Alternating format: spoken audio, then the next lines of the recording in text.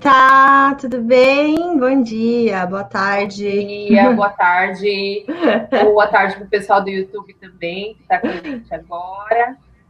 E aí, Oi. Li, do que a E gente vai aí? falar hoje? Hoje a gente vai falar sobre sexo na gravidez. Delícia! Maravilha, para esse Assunto de seu Brazilão aí. interesse também, que está aí. Assunto de seu interesse que Exatamente. está aí vivendo também essa fase e deve ter alguma dúvida também com relação a isso. Eu já falei para todo mundo, pessoal do YouTube, do Insta, deixarem as perguntas. Eu esqueci de deixar a caixinha de perguntas dos stories, me perdoem, Ah, não, não mas tem problema. agora é a hora de De mandar as vocês perguntas. perguntarem, por favor. Só lembra de fixar o assunto ali para quem entrar, Vou fixar já. e aí a gente já vai começando. Sexo na gestação. Já separei algumas perguntinhas aqui também. Muito bom.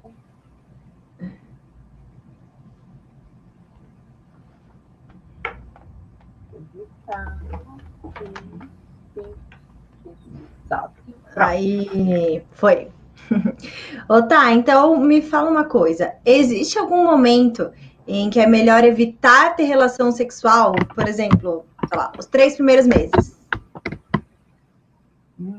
Na teoria, não. Para todas as mulheres, não. Né? Existem alguns casos onde realmente o repouso sexual é recomendado, mas, graças a Deus, é na minoria dos casos. O que acontece bastante é que no primeiro trimestre, as mulheres tendem a ter um pouco menos de vontade de transar mesmo, a libido diminui, por uma questão hormonal, né? Imagina, tá tendo um boom de hormônios ali para a implantação do embrião, né, no útero. E aí, durante essa fase de implantação, a gente costuma ter realmente uma diminuição de libido. Assim como no primeiro trimestre a gente também costuma ficar bem enjoada, mais sonolenta, mais cansada, né? Com toda essa adaptação aí dos nossos sistemas à gestação. Então, a maioria das mulheres costuma sentir bastante esse reflexo na libido. Tem uma coisa também que, assim, as mulheres, elas sentem mais vontade de fazer sexo quando elas pensam em sexo. E as mulheres, elas pensam muito menos em sexo do que os homens, né? Tem estudos que falam que os homens pensam em sexo mais ou menos em torno de 20 vezes ao dia, pelo menos eles pensam em sexo. E as mulheres é a metade disso, em torno de 10 vezes ao dia em condições normais. Só que na gestação, imagina, quando você acabou de descobrir a gestação, você realmente não pensa em outra coisa que não seja a gestação. Né? Você fica todo o tempo pensando nas providências que tem que tomar, eu tenho que marcar consulta com o obstetra, eu tenho que fazer os primeiros exames do pré-natal, nossa, estou me sentindo enjoada, nossa, senti uma cólica, será que isso é normal? Todas as incertezas, né? Será que realmente tem bebê aqui dentro? Preciso fazer ultrassom? É um só? Será que são gêmeos? Tem muita coisa passando pela cabeça dessa mulher que acabou de descobrir a gestação, e aí vai ficar mais difícil ela pensar em sexo. Então, a libido dela também diminui em reflexo a tudo isso. Mas dizer que é contraindicado não é, de maneira alguma. É super saudável fazer sexo mesmo em qualquer idade gestacional, desde que ela não tenha um sangramento no início da gestação, que ela não tenha uma ameaça de abortamento, não tenha um descolamento do saco gestacional, né? Que são achados aí que a gente pode ter nos 3 primeiros meses. Se tiver tudo ok com a gestação saudável, caminhando bem, não teve nenhum sangramento e tem vontade, está disposta, tá liberado. Legal. E existe alguma forma de machucar o bebê na relação sexual? De maneira alguma também. Isso é mito completo, completo, completo. Isso não tem realmente nenhum caso que vá acontecer. Na penetração, o pênis ele vai penetrar a vagina e no máximo ele vai chegar no fundo da vagina. No fundo da vagina a gente tem o colo do útero e o bebê está lá dentro do útero, dentro do líquido amniótico, né, dentro da bolsa. Então é muito diferente onde o pênis chega e onde o bebê está. De maneira alguma o pênis vai conseguir machucar o bebê. As mulheres, quando sentem algum desconforto na penetração, É simplesmente porque, às vezes, o colo do útero está um pouco mais baixo já, quando o bebê está grandão, e aí essa sensação do pênis, às vezes, muito próximo do colo do útero, pode dar uma sensação de desconforto, de cólica, algumas posições ficam mais difíceis. Mas isso jamais vai ter um reflexo para o bebê. E algumas mulheres vão perceber também que o bebê pode ter uma movimentação diferente durante a relação sexual, mas não tem a ver com o pênis estar tocando o bebê, tem a ver com os estímulos hormonais que estão acontecendo no corpo da mulher durante a relação. Essa mulher ela vai ter liberação de ocitocina, que é o hormônio do orgasmo. Quando a gente tem orgasmo, é a ocitocina que a gente libera na corrente sanguínea, e a ocitocina vai chegar lá na vagina e fazer contrações das paredes vaginais, do clitóris, por isso que a gente sente aquela sensação de contração. E muitas vezes essa ocitocina também vai causar algumas contrações uterinas. Então é super comum. Teve orgasmo, você sentia a barriga ficar bolinha, ficar durinha, o bebê mexer mais, por quê? Muita ocitocina circulante. E tudo bem, o bebê sabe lidar com isso, essas contrações causadas por essa ocitocina liberada na relação não vão ser contrações que vão desencadear um trabalho de parto prematuro ou um abortamento. O corpo ele é completamente capaz de lidar com essas contrações naturais, né, que a gente libera. Fora que, sim, é super vantajoso, inclusive, porque a ocitocina é um hormônio que, além de trazer relaxamento, prazer, satisfação, né, deixar a vida mais colorida, é um hormônio isso passa também... para o bebê, né? Isso também passa para o bebê, né? Essa sensação de bem-estar mesmo que a mulher está sentindo, né, quando ela chega um orgasmo, e até os níveis hormonais, os níveis pressóricos diminuem quando a gente tem orgasmo, né? A nossa pressão baixa, por isso que dá aquela sensação de molezinha mesmo, de relaxamento, porque os níveis pressóricos tendem a baixar um pouco quando a gente tem orgasmo. Então já está super comprovado que o sexo faz bem para a vida, faz bem para a imunidade, né? Faz bem para a gente se sentir bem, porque libera endorfinas, né? Hormônios de prazer, e sentir isso na gestação é ótimo, né? Maravilhoso. Nossa, que da hora. A Priscila perguntou aqui pra gente: sexo e infecção de urina estão relacionados? Na gestação pode prejudicar e favorecer uma infecção? Algumas mulheres têm até anatomicamente, né, a questão da uretra um pouquinho mais perto do canal vaginal, e isso pode trazer um pouco mais de facilidade de desencadear infecções com a relação sexual. Mas a gente não fala sobre, evite relação por causa da infecção urinária. O que a gente sempre recomenda são os cuidados, porque isso vai acontecer tanto fora da gestação, quanto na gestação para essa mulher. Então, a gente fala, olha, tome certos cuidados, que seria a higiene adequada, né, da vagina, se, de repente, se sentir mais segura, usar preservativo também na relação sexual, pode diminuir aí o contato com a microbiota do parceiro, né, com as bactérias do parceiro, sempre fazer xixi depois da relação, porque aí você limpa esse canal da uretra, não deixa as bactérias ficarem ali. Essas são algumas medidas que você pode ter ali para evitar, né, essas infecções urinárias de repetição. Mas a gente não recomenda abstinência sexual para prevenção de infecção, não. Tá. Até porque na gestação em si, a gente tem uma propensão maior a ter infecção urinária por outros fatores, né? Pela bexiga ficar realmente mais sobrecarregada, a gente ter mais acúmulo de urina, questões hormonais. Então, a gente vai ter certos cuidados a mais mesmo na gestação para evitar infecção. E tem o rastreamento, que é super importante. No primeiro trimestre, no segundo e no terceiro, tem exame de urina 1, exame de urocultura, que são exames para a gente rastrear sintomas de infecção urinária. Na maioria das vezes, a gestante, quando tem infecção, ela é assintomática, ela não percebe que ela está tendo infecção, por isso que a gente repete os exames dos 3 trimestres. Mas a qualquer sinal de dor para urinar, urgência para urinar, ardência, a gente sempre peso, às vezes no baixo ventre, a gente recomenda realmente fazer uma investigação, porque pode ser uma infecção urinária. Entendi. E a gente sabe, né? A gente ouve relatos de homens que acabam meio que perdendo o tesão na mulher durante a gravidez. Você acha que isso tem a ver com uma certa imagem que a sociedade no geral, impõe sobre aquela figura da mulher ser uma boa mãe, e aí por isso o parceiro perde essa vontade? Tem.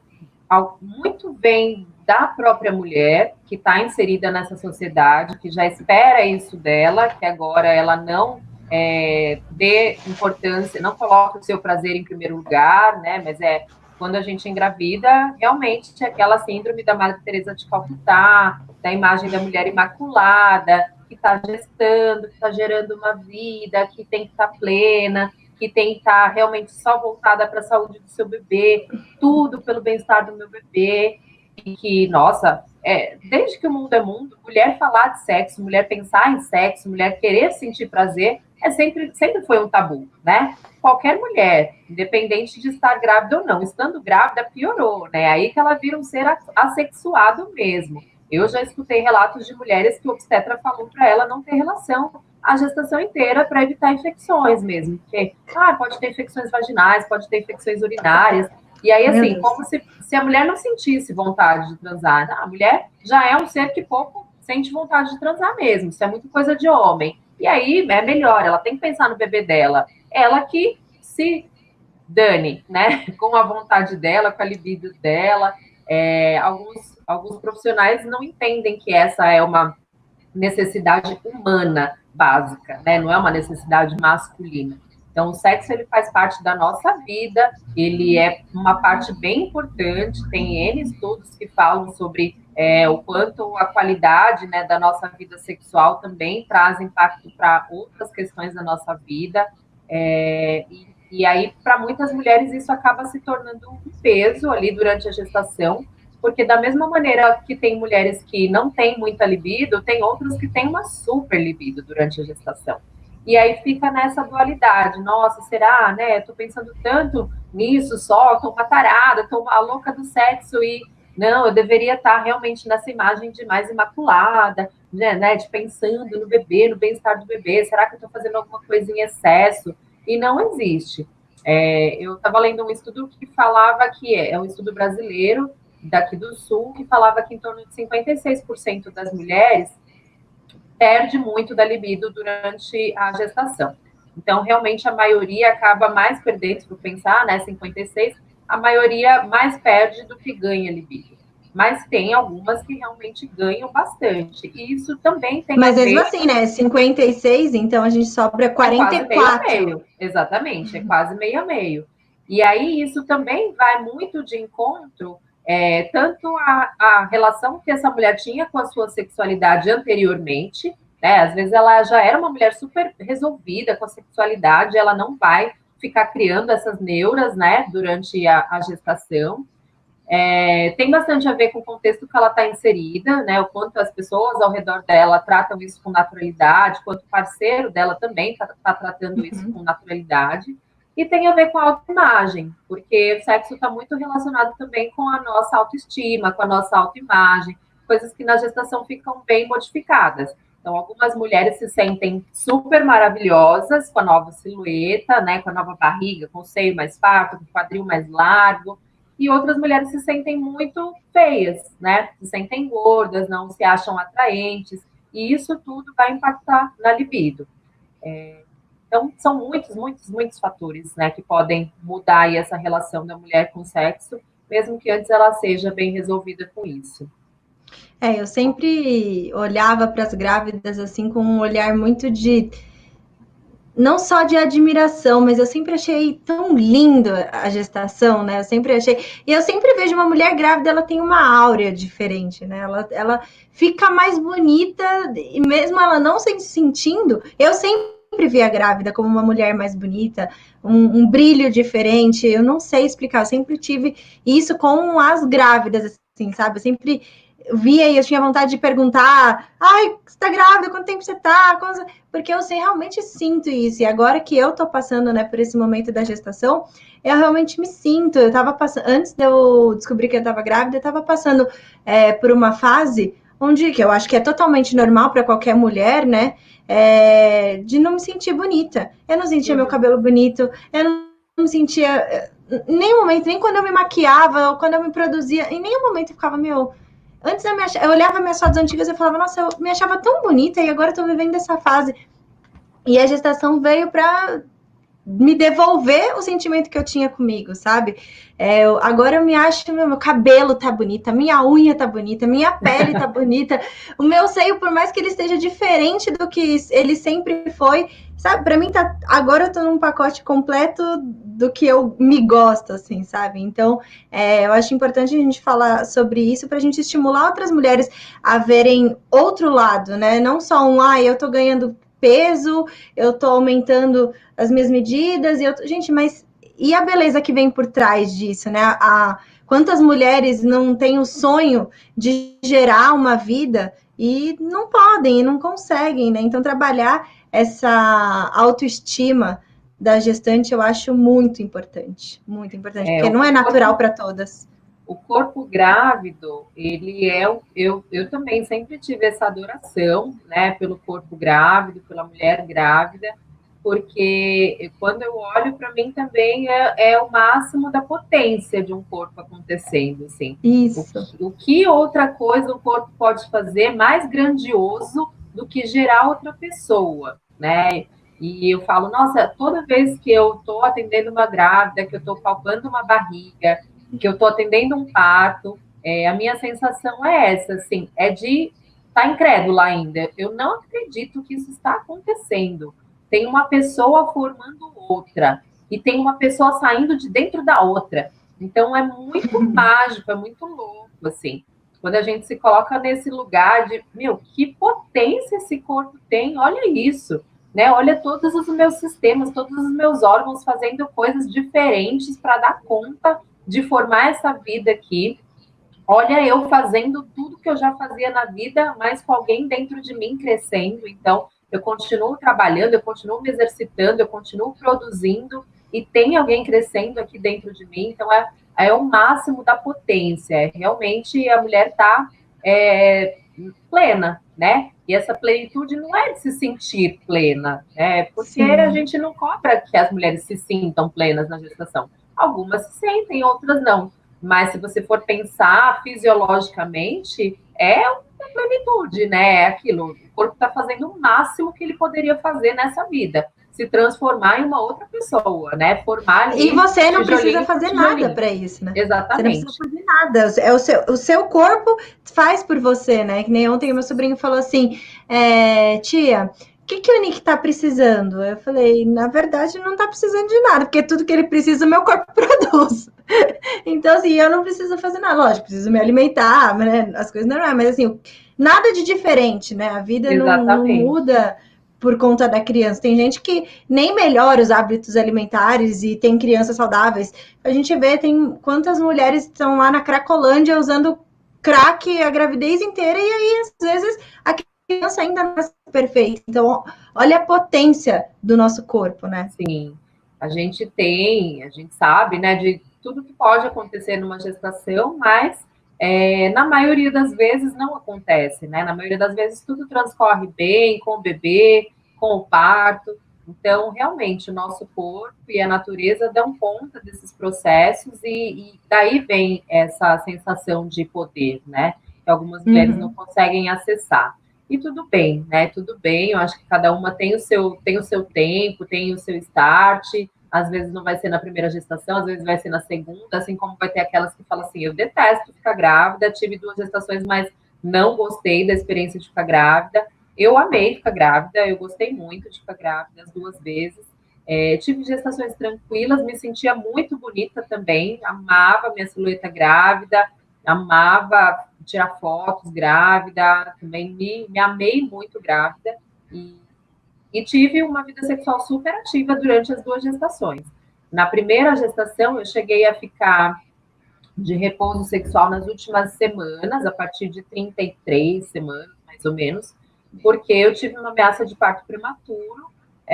Na verdade, o meu colo do útero começou a trabalhar um pouquinho, ficou mais fino, e aí é recomendado realmente começar a fazer um repouso para evitar, né, que isso desencadeie realmente o trabalho de parto prematuro, porque até eu estava planejando um parto domiciliar, então tudo tinha que dar muito certo, né? E aí eu acabei ficando nesse repouso sexual das 33 até as 37 semanas, e foi bem difícil, sim, eu e meu marido penamos, porque a gente falava, ai meu Deus, quanto falta? Mais uma semana, contando no calendário, assim, aquela coisa super difícil. E, assim, o máximo que a gente conseguiu foi ficar sem penetração, assim, a gente não conseguia deixar de ter o contato sexual. Então, também fica essa dica, não é porque você não pode ter relação sexual com penetração que você não pode ter intimidade com seu parceiro de outras maneiras, né? Então, tá super liberado sexo oral, tá liberado carícias, beijar, né? Todo tipo de contato sexual que não é exatamente a penetração. Então, a gente acaba aprendendo outras formas de explorar o corpo. Mulheres que têm placenta prévia, que têm alguma outra patologia na gestação que seja, tipo, a incompetência cervical, que essa ameaça de trabalho de parto prematuro, né? A gente muitas vezes recomenda, né, o repouso sexual, mas a gente sempre fala, ó, todo o resto está liberado, é só a penetração que não. Então, a gente pode estimular, né, o corpo, as zonas erógenas de outras maneiras e ser feliz. E de repente descobrir áreas de prazer que você nem conhecia antes, né? Exatamente, exatamente. Explorar e sair dessa coisa só da penetração. E assim como as posições, né? Sim, exatamente. Quais são os benefícios de manter uma vida sexual ativa durante a gestação? Eu acabei já queimando largada, já falei um pouco disso, mas basicamente essas sensações boas todas que o sexo traz para a vida, né? De bem-estar, de autoestima também, até as questões fisiológicas de baixar os níveis pressóricos, né? A pressão ficar mais baixa. E para as mulheres que estão em vias de entrar em trabalho de parto, né? A partir de 37, 38 semanas, ter relação até pode ajudar a desencadear o trabalho de parto. Né? Então, isso era uma das minhas perguntas, se realmente exatamente. Isso pode... Muitas vezes a gente recomenda, sim, quando a mulher já está lá com 40 semanas, 41 semanas, a gente dá uma incrementada nessa orientação. Ó, vamos namorar, né? Vamos liberar mais ocitocina aí no dia a dia, fazer o corpo ir acendendo essas sensações, né? E essa ocitocina circulante, ela vai chegar ali no colo do útero, vai chegar no bebê, e talvez seja o start para o trabalho de parto começar. Assim como no sêmen, né, no esperma, tem prostaglandina, que é o hormônio que também faz trabalho de colo do útero, desencadeia trabalho de parto.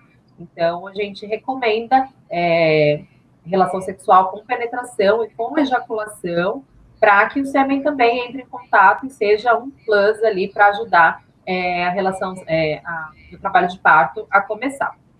Claro, não dá para ser uma coisa mecânica, né? A mulher, tá bom, vamos lá para casa, vai, põe aqui, goza aqui, que aí eu vou entrar em trabalho de parto. Não.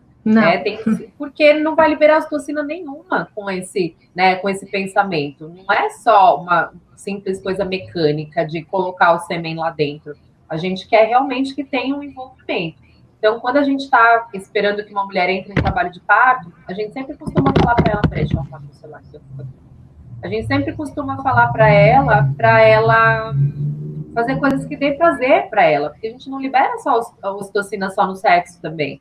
Quando a gente ri, né? Quando a gente assiste uma coisa que é gostosa para a gente assistir, quando a gente ouve uma música que a gente gosta, quando a gente come uma comida que eu amo, eu vou num restaurante que eu gosto, eu faço um passeio que eu gosto. Quantas vezes a gente fala para a mulher, ó, vai, faz um bate-volta na praia, sabe? Nossa, mas pode viajar na cidade gestacional? Assim, pode, não tem contraindicação. A gente sabe que se o seu trabalho de parto começar, se as contrações começarem, você vai estar 1h30 de São Paulo, tá bom, você volta. O trabalho de parto não vai evoluir em 1h30. Então, vai, dá um passeio num parque, faz uma pintura na barriga, né, faz um chá de bênçãos com as mulheres da sua família, que isso vai ver tanta energia de amor, né, que vai liberar a ocitocina com certeza. Vai namorar com seu marido, vai ter um momento de intimidade com ele, vamos no hotel, pega uma banheira, uma hidro, né? Comem uma coisa que vocês gostam. Tenham esse momento de intimidade de vocês dois antes do bebê chegar, porque depois que o bebê chegar, esses momentos vão ficar mais raros, principalmente no início, né? Às vezes tem filhos mais velhos na jogada, a gente fala, ó, manda as crianças para casa de alguém esse final de semana, fiquem vocês dois, tentem se conectar, né? Tentem, né, dormir de conchinha, sentir o cheiro um do outro, beijar muito na boca. E a gente fala isso às vezes em trabalho de parto. As mulheres Sim. estão em trabalho de parto, às vezes trabalho de parto que não está engrenando, aquelas contrações que não estão ganhando muito ritmo. A gente chama o marido de canto e fala, vem cá. Então, vai lá no banheiro, toma um banho com ela, né? Entra vocês dois no chuveiro, a gente não vai entrar. Entra vocês dois no chuveiro, dá uns beijão nela, dá uns agarros, né?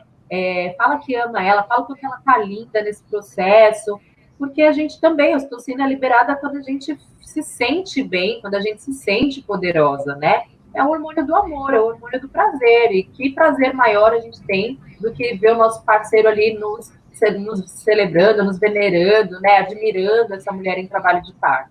Então, o marido, ele tem, né, o marido, a companheira, enfim, tem um papel fundamental também de trazer esse hormônio do amor e do prazer para as mulheres até durante o trabalho de parto. E não tem contraindicação, assim, né, de ter relação sexual durante o trabalho de parto, desde que não tenha bolsa rota, né? Se a bolsa tiver rompido, aí não é o mais indicado, porque aumenta o risco de infecção. Mas se não rompeu bolsa, tá super liberado. Ainda tá liberado. E o que eu ia perguntar? No final da gestação, que a barriga já tá maior, né? Eu ainda não tô nessa fase, mas existe alguma posição que pode favorecer? Olha, a cada trimestre vai mudando, né, a nossa relação ali com o corpo e a gente vai tentando se ajustar. E não é só a barriga, mas a coluna às vezes pega. O próprio colo do útero também, às vezes ficando um pouquinho mais baixo, o assoalho pélvico muda também no terceiro trimestre. Às vezes surge incontinência urinária, e aí são coisas novas que a gente vai ter que lidar. Então, tudo isso vai depender de cada gestante, o que vai se apresentar.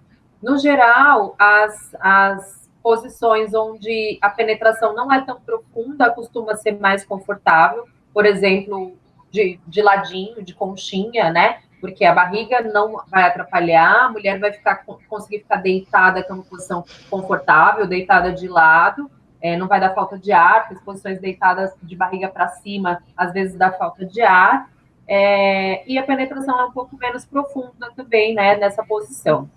Mas tem mulheres que se sentem também à vontade na posição de 4 apoios, tem mulheres que se sentem à vontade em pé, né, quando a barriga ainda não está tão grande, para transar em pé, só com a perna levantada. Às vezes tem uma posição também que é a mulher deitada de lado. Depois, para quem está no grupo do Telegram, eu vou postar um link de uma reportagem que tem algumas posições. É bem legal. Que aí tem as figurinhas das posições, que aqui é difícil para eu fazer, né? Mas a mulher deitar de lado, e aí ela fica com as pernas dobradas, como se fosse assim, uma posição fetal, e aí o marido fica em pé e penetra. E a mulher deita na beiradinha da cama e o marido fica em pé e penetra. Que aí a barriga está protegida de lado também, as pernas flexionadas, e aí também não é uma penetração tão profunda. Enfim, cada casal vai acabando, né, vai procurando ali o seu encaixe, né? Depende do tamanho da barriga do marido também, né? Tem a barriga da mulher, a barriga do marido, aí a gente vai dando um encaixe aqui e ali. Às vezes a gente precisa de um pouco mais de lubrificante, né? Até para ficar mais gostoso, se a mulher já está tendo uma dificuldade ali de lubrificação, porque ela está meio tensa com a situação e tal, está preocupada com alguma coisa. Pode-se usar um lubrificante, mas de preferência à base de água sempre. Que mais? Acho que essas são as principais assim, posições para a gente tentar ir acertando esse encaixe. E quem não está no grupo do Telegram, é só ir lá no perfil da Comadre, que está na bio, e entra, porque é muito interessante. A Thaís está compartilhando conteúdo todos os dias, conteúdos que não estão nas redes sociais, né, Tá? Isso mesmo, tá lá no link na bio. Lá eu entro todo dia, posto sobre coisas que a gente comentou aqui na nossa live, posto sobre partos que eu estou atendendo hoje mesmo, daqui a pouquinho eu estou saindo para parto, já comentei com as meninas lá do Telegram, com as meninas eu falo, mas deve ter meninos lá também.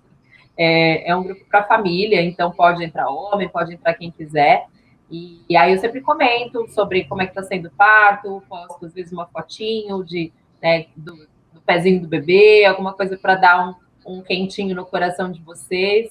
E é bem gostoso. Então, quem se interessar, entra lá no grupo. Não é um grupo estilo grupo de WhatsApp, que vai ter um monte de bate-papo, de conversa, vocês vão ficar recebendo 1000 notificações, não. Chama canal, né? Para quem não está acostumado a usar Telegram. Então, é um canal onde só eu falo, né? É como se fosse um grupo do WhatsApp, mas tem mensagens só mandadas por mim. E aí, quem quer interagir, alguma coisa assim, eu sempre peço para mandar pelo Insta da comadre, lá no direct, que aí eu vou interagindo, vou respondendo lá no grupo, no canal depois, tá? E quem entra agora no canal tem acesso a tudo que eu já falei desde quando o canal começou a existir, diferente também do grupo do WhatsApp, que você entra e só vê o que vai acontecer daqui para frente. Lá vocês vão ver todos os meus áudios, todas as coisas que eu postei sobre a live de ontem, de livros legais aí sobre parto normal pós-cesárea. Então, tudo depois que termina a live, eu vou lá e posto alguma coisa diferente também para vocês acompanharem. Com todos os convidados. A Tapice perguntou assim: mas se feito antes das 37 semanas, pode ter risco de parto prematuro pela liberação desses hormônios e o hormônio contido no sêmen? Não, foi o que eu expliquei aqui já mais cedo. Esses hormônios, o nosso corpo, ele está pronto para lidar com isso durante a gestação. A quantidade que a gente libera não vai ser suficiente para desencadear um trabalho de parto prematuro para quem não tem esse risco, né? Para mulheres que estão em repouso porque tem risco de parto prematuro, e como eu vou saber, Thaís, que eu tenho esse risco? Se você tem histórico, você já teve um parto prematuro anterior, se você teve contrações com dor, tem dilatação nessa gestação e você ainda não está com 37 semanas, aí sim é onde a gente contraindica. Agora, assim, não, estou tendo uma gestação saudável, não tenho contrações, tenho contrações de treinamento, aquelas sem dor, que a barriga fica dura, beleza. Normal, né? A vida continua e o sexo também continua. A gente só vai restringir nesses casos específicos de ameaça de parto prematuro verdadeira, tá? E mesmo para as mulheres com 37 semanas, 38, que a gente recomenda para estimular o trabalho de parto, assim, é um estímulo, mas não quer dizer que a mulher vai entrar em trabalho de parto também. Ela pode passar dia e noite transando, que se não for para o corpo dela entrar em trabalho de parto, ela não vai entrar, tá? Muitas mulheres que a gente recomenda os HOTs, acupuntura, homeopatia, para tentar estimular esse trabalho de parto, porque elas já estão com 41 semanas, chegando perto das 42 semanas, não entram em trabalho de parto mesmo com todos os estímulos. Então, se fosse uma coisa simples, gente, a gente só usava o sexo para induzir parto, né? Não existia comprimido, não existia o misoprostol, né? Não existiria a ocitocina, porque todas as mulheres seriam induzidas com sexo. E olha que delícia que seria. A gente bota o marido lá para trabalhar e a mulher vai desencadear trabalho de parto. Se fosse simples, seria ótimo. Mas não é assim tão simples, então pode transar sem medo. Legal. Aqui perguntaram também, em caso de repouso sexual, o anal pode fazer? De preferência, não. Porque também se você está em repouso sexual e você vai, muitas vezes também liberar uma quantidade grande de ocitocina numa relação sexual mesmo com penetração anal. A ideia é não mexer muito com essa ocitocina no repouso sexual. Eu falei até, a gente pode fazer sexo de outras maneiras, pode ter sexo oral e tal, carícias, mas a gente pode ter orgasmos, né, com sexo anal, assim como também no sexo oral. Mas eu acho que no anal você tem mais estímulos do que no sexo oral, por exemplo. Não é o mais indicado, até porque na gestação o sexo anal ele fica um pouco mais complicado para algumas gestantes por causa da questão das hemorroidas até, né? A gente tende a ter uma propensão maior a hemorroidas durante a gestação, um acúmulo de sangue ali na região vaginal, perineal, e isso pode desencadear as hemorroidas, e aí vai machucar, né? Não é o ideal, realmente, o sexo anal, principalmente mais para o final da gestação, onde tem bastante essa irrigação sanguínea local aumentada. Mas se a mulher estiver se sentindo tranquila para isso, ela não tem fatores de risco, acho que é só usar a lubrificação adequada para evitar ao máximo machucar essa região. e lembrar que também o sexo anal tem mais chances de contaminação por doenças sexualmente transmissíveis, né? Porque no ânus a gente tem mais chances de ter pequenas fissuras e aí ter contato, né, de sangue e tudo mais. Então, é ideal sempre usar preservativo no sexo anal e evitar sempre penetração anal e depois vaginal, né? Desse troca-troca, né? Ou é um ou é o outro, e se tiver os dois, primeiro vagina e depois ânus, para não ter contaminação do ânus para a vagina. Agora, no caso do repouso sexual, realmente penetração é vetado, inclusive anal. Tá. E aí, tá, vamos falar agora um pouquinho depois, né? O bebê nasceu. É normal que a mulher não sinta vontade de retomar a vida sexual? Também é super normal. Até pela questão que eu falei já, de que a mulher sente vontade de fazer sexo quando ela pensa em sexo, e aí, quando a gente está com o bebê novo em casa, se na gravidez a gente já pensa menos em sexo, com o bebê novo a gente só pensa em dormir, né? Eu quero a minha parte em sono, não quero saber de sexo, sai para lá. A grande maioria tem bastante dificuldade em, né, recuperar essa libido, enfim, manter essa libido. Tem novamente a questão da autoimagem, desse corpo que às vezes durante a gravidez essa mulher ficou plena, lindíssima, se achando maravilhosa, e aí no pós-parto isso se transforma numa eterna falta de autoestima, porque o corpo muda muito, né? Aquela barriga sobrando um monte de pele preta, a vagina escura, peito enorme, vazando leite para todo lado, né? É uma barriga que não tem mais bebê dentro, então não tem mais aquela graça de ter aquela barriga e ela não vai embora assim que o bebê nasce. Então, tudo isso, o cabelo cai, a gente começa a ficar com o cabelo mais mirradinho, né? E a falta de tempo mesmo, né? Porque eu tenho um bebê me sugando ali 24 horas do dia, todas as demandas, durmo pouco, e aí tudo que eu menos penso realmente é em sexo. Então é bem difícil, às vezes, recuperar essa libido no pós-parto, e também vai depender de como esse casal lida com sexo, de como fala de sexo, de como o marido também está vendo toda a situação, da parceria que existe entre eles, né, do quanto eles estão dividindo ali as funções com o novo bebê. Entendi. E também existe um pouco de medo, né? Às vezes a mulher, ela não se sente, às vezes ela sente dor ainda, né? Por alguma, ou por laceração, ou então por conta da cesárea, né? Ontem eu até comentei aqui do caso da minha cunhada, que ela teve o parto normal, ela teve laceração, né? Ela teve até que ir para o centro cirúrgico, porque a hemorragia não foi contida com ponto local. Hoje a neném dela já está com 4 meses, e ela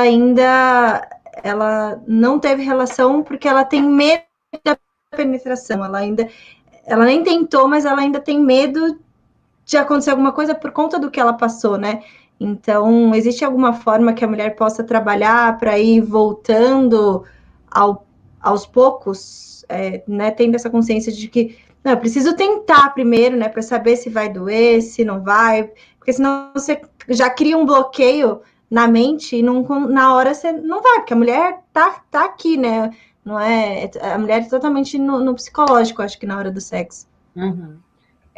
Uma coisa que acontece física mesmo é realmente o ressecamento vaginal no pós-parto, que tem a ver tanto com a queda hormonal de quando a placenta sai, a gente tem aquela queda hormonal muito brusca, depois que o bebê nasce, a placenta sai, o nosso corpo ele tem que equilibrar esses hormônios, e essa saída da placenta, essa diminuição dos hormônios, e em concomitância disso, o aumento dos hormônios da amamentação, fazem com que o nosso corpo reaja meio que a gente está numa menopausa, assim, né? A gente não está ovulando, porque eu não vou engravidar agora, mas também não estou grávida, então estou num limbo ali que é como se fosse uma menopausa, e isso causa uma secura vaginal, uma lubrificação vaginal diferente e uma espécie de até atrofia vaginal. Já ouviu falar que mulheres na menopausa têm atrofia vaginal? Às vezes tem que usar até alguns cremes à base de estrógeno, né, de hormônios, que ajudam as paredes vaginais a não ficarem totalmente atrofiadas, porque fica muito difícil a penetração. Eu trabalhei 2 anos e meio em UBS, em posto de saúde, e muitas vezes era impossível colher Papa Nicolau, por exemplo, de mulheres menopausadas há algum tempo, e que não tinham relação sexual, porque a vagina ia atrofiando, E aí chegavam as velhinhas lá para a gente colher Papa Nicolau, tipo, ficava impossível, porque você não conseguia passar o espéculo de tanto que a vagina atrofia por falta de uso e por essa questão hormonal que vai acontecendo com a menopausa. Então, no pós-parto, pode acontecer um pouco disso, né? Claro que com a proporção de pós-parto, não é a proporção de menopausa, então a gente sente essa secura e essa rigidez vaginal com um pouco mais de frequência.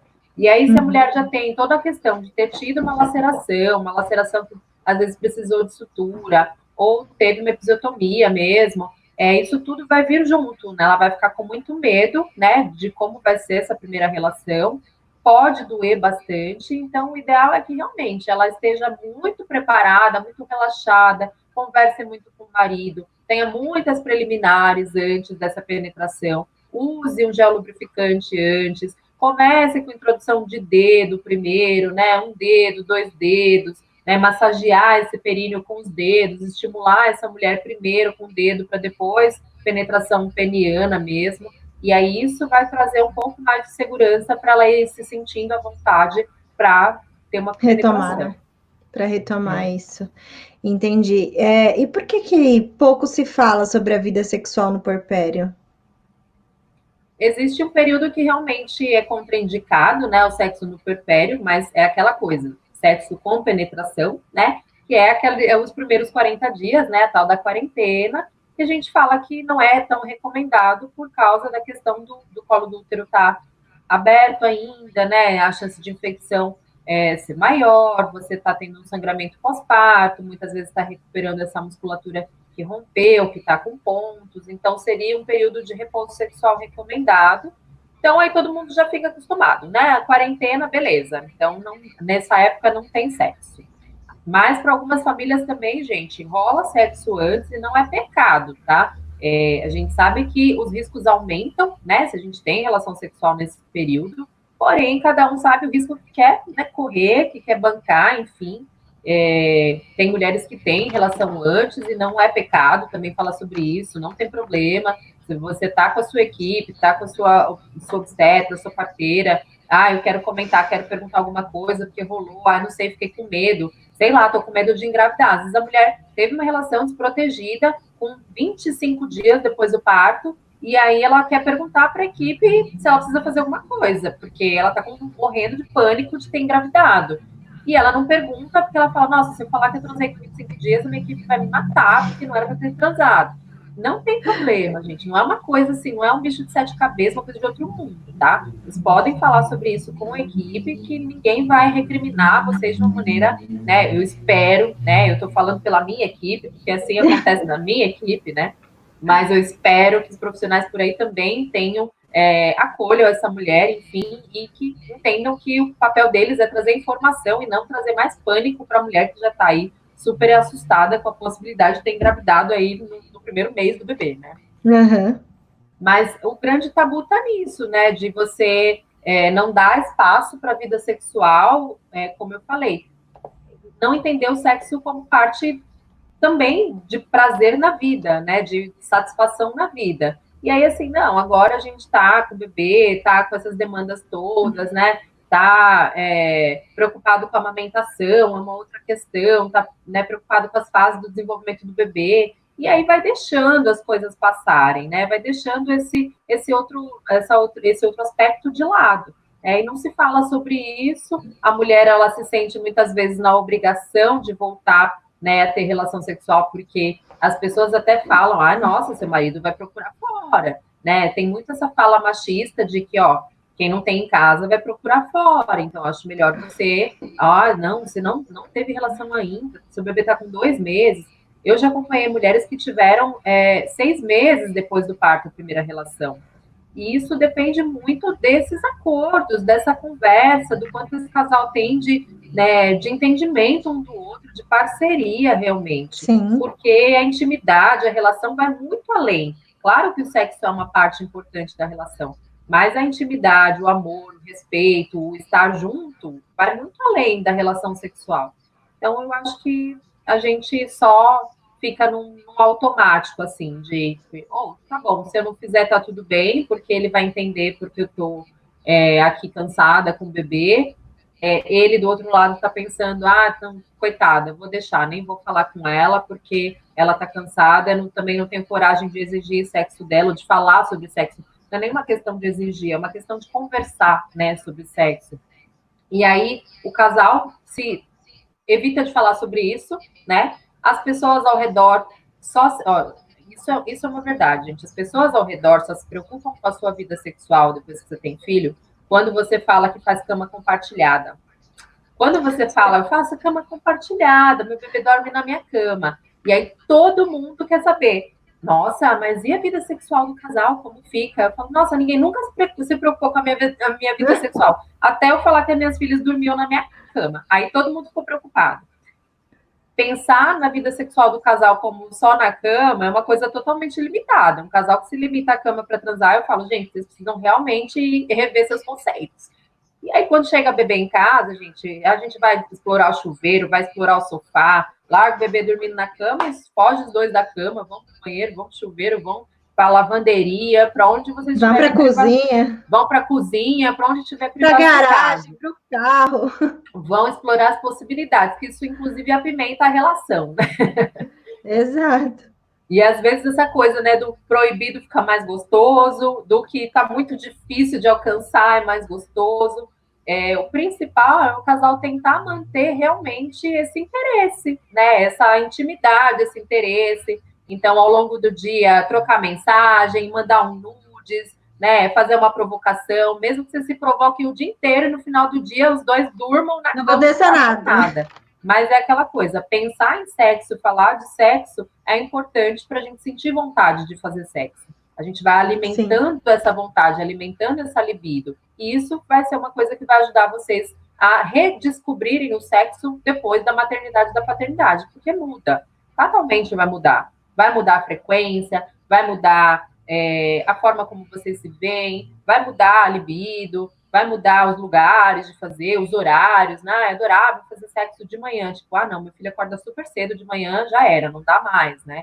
Então, muitas coisas mudam depois do sexo, da chegada do bebê na vida da gente, e a gente vai se readequando. Assim como as mulheres, depois que vivenciam o parto, elas têm mudanças nas zonas erógenas, muitas mulheres passam a ter orgasmo múltiplo depois que tem parto vaginal, conseguem perceber mais sensações na vagina, conseguem gozar com mais facilidade, assim como quando a gente tem um trauma perineal muito grave, uma episiotomia, a gente pode ter também o outro lado, de ter mais dificuldade de ter orgasmo, de ser estimulada de outras maneiras. Tem mulher que, nossa, antes eu adorava sexo oral, agora, tipo, depois do parto, sexo oral, eu preciso de uma pegada mais forte, preciso de penetração com um estímulo clitoriano para conseguir realmente ter orgasmo. Então, para cada mulher, para cada casal, esse rearranjo vai ser diferente. A Camila perguntou aqui no YouTube. Fiz cerclagem e meu colo está com 28 milímetros hoje. Mas mesmo assim, minha doutora continua proibindo relação, pois a liberação de ocitocina pode afinar ainda mais o colo, mesmo hormônio liberado no trabalho de parto. Isso faz sentido? Se o colo está já com 28 milímetros, está cerclado, não tem sentido. Ela pode voltar a ter relação, claro, né? Evitando posições onde tenha uma penetração mais profunda, onde ela sinta desconforto, mas não é contraindicado, principalmente se já faz um tempo da cerclagem, né? A gente não recomenda imediatamente após cerclagem, porque o colo precisa cicatrizar, né? Foi dado pontos nesse colo, então precisa de uma cicatrização. Mas aí, agora que ela já está nessa idade gestacional, com 28 semanas, não tem mais essa necessidade de um repouso sexual tão rigoroso. Dá para a gente ir voltando e ver como ela vai se sentindo, se ela vai ter contrações com esses estímulos. Então, faz uma prática sexual ainda sem penetração, o sexo oral, um estímulo com os dedos. Vamos vendo como é que você se sente com esses estímulos. Se essa liberação de ocitocina é suficiente para você sentir cólica, né? O importante é você não ter cólicas, porque quando você tem contrações com dor, que são essas coliquinhas, é um sinal de que realmente está tendo uma influência grande aí no seu útero, no seu colo do útero. Então, se não está acontecendo isso, eu acho de verdade tranquilo. Legal. Aqui falou tudo. Pensar em sexo, falar de sexo ajuda a ter vontade de fazer sexo. E aí a Jaque Dola falou: sexo não é penetração, é muito mais que isso. É isso mesmo. E a Tati Pugliese agradeceu a gente pela live. Acho que o pessoal tá gostando. É um tema, né, realmente que é do interesse de muita gente aí. E é uma coisa que também é importante falar, a gente falou de sexo na gravidez, falei um pouquinho já do parto, mas também tem uma questão importante que é, o parto tem muito a ver com sexualidade, né? O parto, quando a gente olha uma mulher em trabalho de parto, ela faz cara de sexo, ela faz movimentos sexuais, ela geme parecendo que ela está tendo uma relação sexual. Então, parto é vagina, e vagina tem conotação de sexo, né, gente? Quando a gente libera ocitocina no trabalho de parto, é o mesmo hormônio que eu libero lá quando eu estou tendo orgasmo. Até tem no Renascimento do Parto 3, eu acho, que fala do parto orgásmico, que algumas mulheres conseguem ter orgasmo durante o trabalho de parto, exatamente por estar acessando as mesmas estruturas ali da vagina. Quando a cabeça do bebê está passando por ali, algumas mulheres conseguem sentir isso como um estímulo prazeroso, de estar tendo compressão de nervos ali, compressão do clitóris de uma forma tão prazerosa que elas chegam a ter orgasmo durante o trabalho de parto, durante o expulsivo. Às vezes é meio louco, né, falar disso, pensar nisso, nossa, como é que eu posso ter orgasmo sentindo tanta dor? Mas é essa relação que eu posso ter com o meu corpo de uma forma tão intensa, da mesma forma como tem pessoas que têm prazer em sentir dor no sexo, né? Aquelas pessoas que têm aquelas práticas, né, de sadomasoquismo e tal, e que o sexo vem ligado a uma sensação de dor, né? Tem algumas coisas misturadas. Para algumas mulheres no parto, a dor não é um impeditivo para ela sentir prazer também ali na vagina. E tá tudo bem. Assim como eu já acompanhei algumas mulheres que se masturbaram ao longo do trabalho de parto, a cada contração que vinha, elas faziam estímulo clitoriano se masturbando, e isso fazia elas conseguirem lidar melhor com a contração. Elas não sentiam tanta dor na contração. Algumas não fazem aquele estímulo clitoriano clássico, né, que a gente vê que ela está fazendo, mas levam a mão na vagina, pressionam o clitóris, que é uma coisa que traz um conforto. Parto é sexo, gente. A gente não consegue dissociar isso. E quanto mais bem resolvida a mulher está com o sexo, o casal está com sexo ali, né, os parceiros estão, mais existe uma fluidez ali no processo. Isso é uma coisa que a gente observa bastante. Eu já atendi algumas mulheres com vaginismo também, que é uma dificuldade sexual importante, né? Que a mulher tem ali uma vagina muito sensível a qualquer penetração, então até um simples exame de toque é muito, muito, muito doloroso e às vezes inviável, a mulher não consegue deixar a gente fazer exame de toque. Tem mulheres que trazem essa história no consultório na gestação e falam, olha, eu tenho vaginismo, eu e meu marido, a gente ficou 3 anos fazendo terapia para a gente ter a nossa primeira relação sexual. Parece loucura, gente, mas isso acontece de verdade. Tem muito mais mulheres do que vocês imaginam passando por isso agora. E aí, assim, fizemos terapia por anos para a gente conseguir ter uma relação sexual sem dor. E aí a gente engravidou, né? A nossa vida sexual estava melhor, a gente conseguiu, né? E aí a gente engravidou, porém isso ainda é uma coisa que pega muito. E às vezes isso está relacionado a uma experiência traumática que essa mulher teve, né, na sua vida sexual, às vezes está relacionado a um abuso que ela sofreu. Precisa de acompanhamento de terapia, precisa de acompanhamento de fisioterapia pélvica também, para ir trabalhando ali a região perineal, o assoalho pélvico, para essa mulher ir conseguindo encontrar formas de relaxar. E se você que está assistindo conhece alguém assim, ou vive isso, fale sobre isso no seu pré-natal, porque é super possível ter um parto normal. A mulher que tem vaginismo, ela tende a achar que, assim, imagina, não consigo nem ter uma penetração, como é que eu vou conseguir que um bebê saia da minha vagina, né? Mas é super possível a gente trabalhar isso durante a gestação. Tem o Theta Healing também, que é uma terapia que trabalha muito na questão da sugestão mental, de também trabalhar isso mentalmente. Tem o Gentle Birth, né, o aplicativo que faz a preparação mental para o parto. Tem a fisioterapia pélvica, que vai atuar ali mais localmente, tentando deixar essa musculatura um pouco mais relaxada, dissociar essas sensações de travar mesmo essa vagina. E a gente vai, com a equipe ciente disso, a gente vai ter uma abordagem totalmente diferente com essa mulher, né?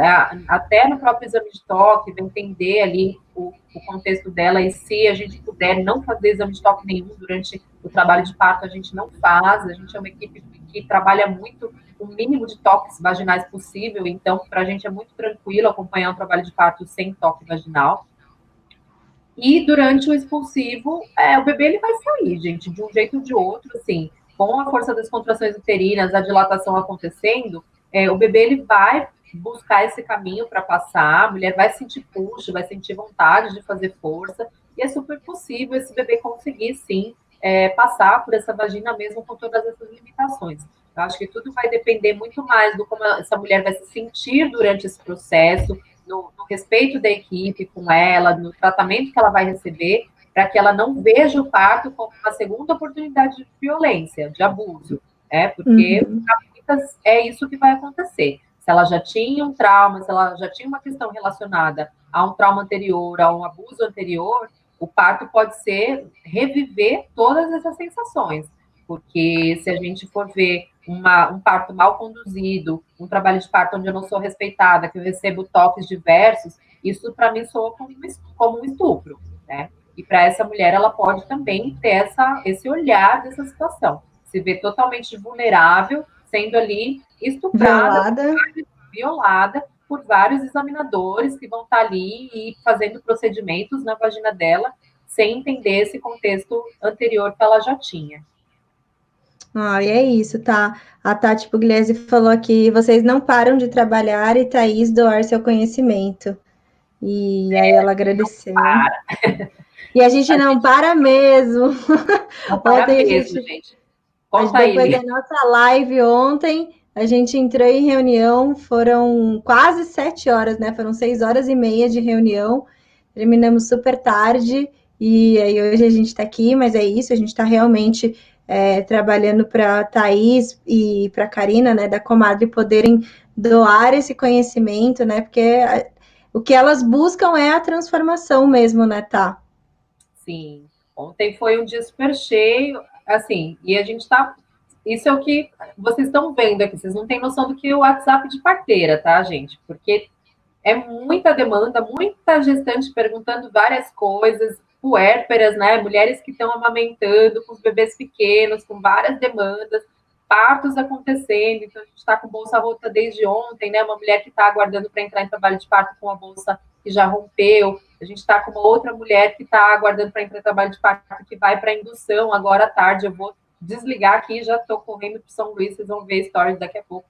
Eu lá no São Luís com essa outra mulher. Tem outras duas mulheres que estão prodromando alguns dias, aí toda noite a gente fala, acho que hoje elas vão, acho que hoje elas vão. Ontem à noite eu pus meu pijama e falei assim, já sei que daqui uma horinha eu vou tirar esse pijama, mas eu vou tentar dormir pelo menos uma hora. E aí eu dormi, acordei hoje de manhã. Falei, gente, ninguém me chamou na madrugada. E os partos que a gente estava esperando acontecer na madrugada esfriaram e não rolaram. Mas a gente trabalha realmente muito. Mas é muito, muito, muito gratificante a gente saber que o nosso trabalho faz tanta diferença na vida de vocês, né? É por isso que a gente está aqui todos os dias, que a gente sabe que vir aqui falar sobre isso vai trazer uma outra visão da coisa para vocês, vai deixar a gestação mais leve, vai deixar o parto mais leve, e é essa a nossa intenção, que as mulheres possam viver esses ciclos todos, né, de mulher, de uma forma mais confiante, mais no controle, mais saudável. Então, é por isso que a gente fala disso incessantemente. E a Emovemeses falou parabéns pela live, está maravilhosa. Caiu o Insta. Até acabou nossa live.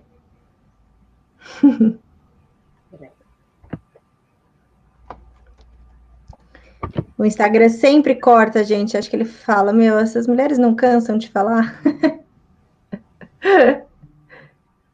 Deixa só a gente voltar aqui.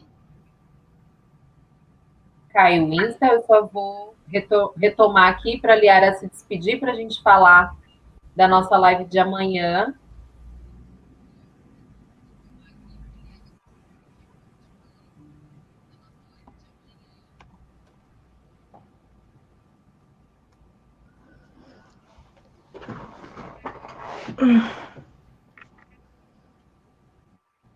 Pronto, Li está de volta. Voltei. Então é isso, encerramos por aqui. Desejo um bom fim de domingo aí para vocês. Fim não, ainda tem bastante domingo pela frente, né? Uma boa tarde de domingo, tá gostoso o dia, o sol tá gostoso lá fora, e tá bom para ver bebê nascer. Então daqui a pouco eu mando. E os bebês estão gostando de nascer no final de semana, né? Porque no domingo passado também teve. Domingo passado também teve, de manhã eu fui para a parto, nasceu à noite, a Bebel da Pri, e hoje vai chegar a Serena. Daqui a pouco eu mando notícias. Olha que nome lindo, gente, sou apaixonada. Que nome lindo! E nome lindo mesmo. Obrigada a quem acompanhou. Amanhã a gente está por aqui, a gente posta aqui o horário logo mais. E amanhã nós vamos falar do que, Eli? Então, eu não sei se a gente vai acabar mudando, a gente ia falar sobre dilatação hereditária. Ah, sim. A gente tinha pensado em alguns outros temas, talvez, para adiantar, então a gente posta daqui a pouquinho para vocês saberem do que a gente vai falar. E quem quiser, entra lá no Telegram para ver lá a postagem que eu vou colocar as posições sexuais, o Kama Sutra da gestante. E quem não está ainda no canal, o link está na bio do Instagram da Comadre. É só clicar lá e aí já entra, já aparece lá e vocês já conseguem ver todo o conteúdo que a Thaís já compartilhou desde a criação do canal, né, Tá? Isso aí, isso mesmo. Então obrigada, tá bom, muito obrigada por mais um dia. Perguntinhas aí, até amanhã, um beijão. Li, obrigada. Beijo, obrigada, tá? Tchau, tchau.